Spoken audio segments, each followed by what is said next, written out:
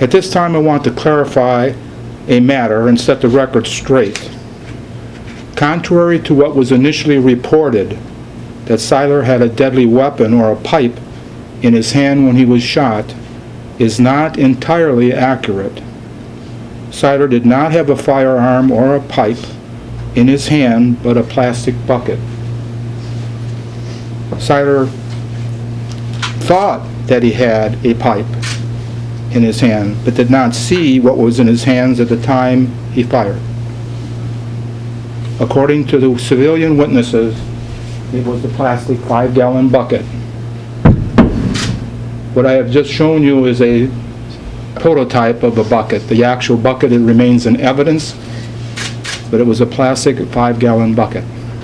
So why then have a use of force expert review a police officer involved shooting? Well, there's a number of reasons. One, because the expert has specialized knowledge and training in use of force and police tactics. Because the expert can apply his knowledge and expertise to the facts of a particular case. Because the expert can render his opinion and explain what happened. And more importantly, and most importantly, is having an independent expert promotes the integrity of the investigation, because the expert can provide an objective, outside of the police agency, analysis of the facts, which in my opinion is exactly why we had the new law.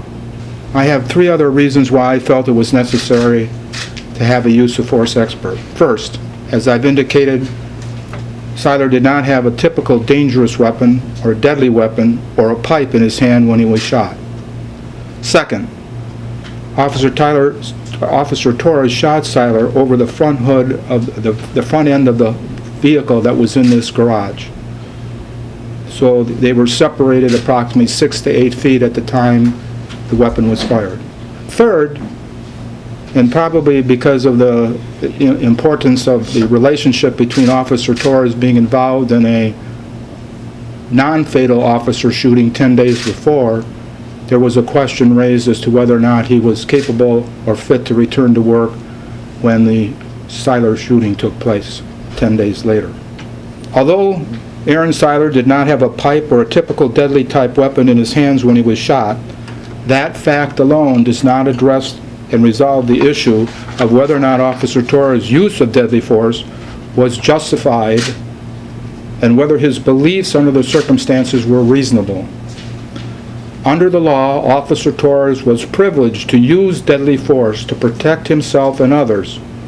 Officer Torres reasonably believed, if he reasonably believed, that it was necessary to use force to stop any threats or bodily harm to himself or others. Framing the issue then becomes whether the use of deadly force to shoot Aaron Siler was necessary and whether Officer Torres' beliefs under the circumstances were reasonable. I think it's important to keep in mind that under the law, a belief may be reasonable even though it is mistaken. According to Officer Torres, he believed that Siler had a pipe, which you'll be informed of ends up being a jack handle off of a floor jack that was in proximity to the vehicle where this confrontation and shooting takes place. Officer Torres believed that it was the jack handle or the pipe when he saw Aaron Siler lunge or lean forward towards him to come around the front end of the vehicle. The civilian witnesses confirmed that Siler had just before being shot grabbed the jack handle, the pipe, but because it was attached to the floor jack and too heavy, he released the floor jack pipe and then grabbed the bucket. Therefore, under all of the facts and circumstances surrounding this case, it is my final opinion that Officer Torres' use of deadly force was necessary to stop the threat of Aaron Siler, and that Officer Torres' beliefs under the circumstances were reasonable.